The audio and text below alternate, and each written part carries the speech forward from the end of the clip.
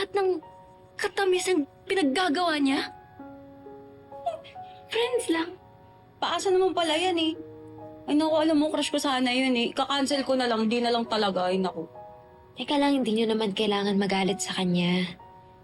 Wala naman siyang kasalanan, di ba? Ako din naman may gusto nito eh. Ako yung telulu, ako yung na-fall. Kasalanan ko. Tama nga si nanay. Yung love-love na yan, nakasira ng pangarap.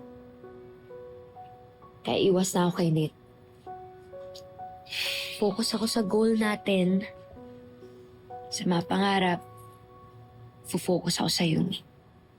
Yakapin mo na? Para masaya na siya. Kami na lang kasi ilog mo.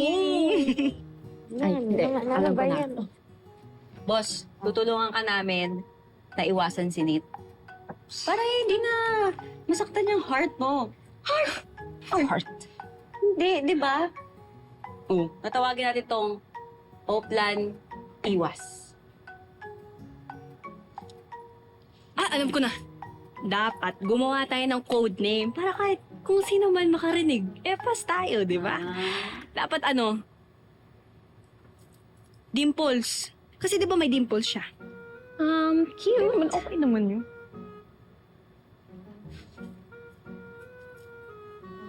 But super obvious. Kanina ka pa nandyan? Yeah. And I heard everything.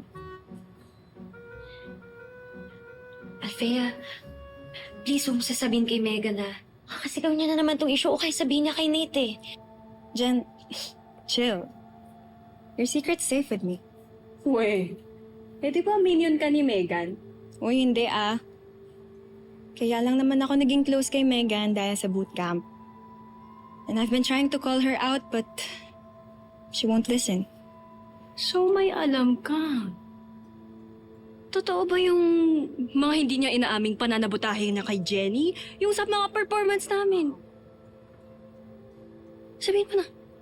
Kung anong alam ko about kay Megan, I won't say it. And kung ano yung malalaman ko sa inyo, I won't tell. That's how I prove I'm trustworthy.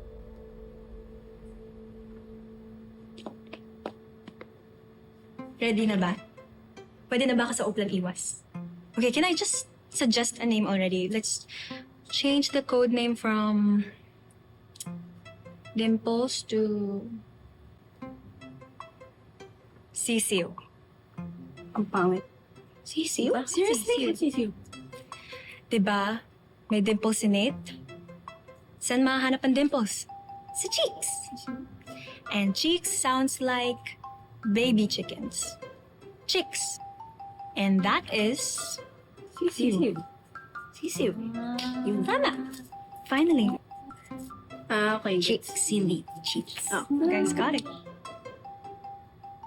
It's not obvious.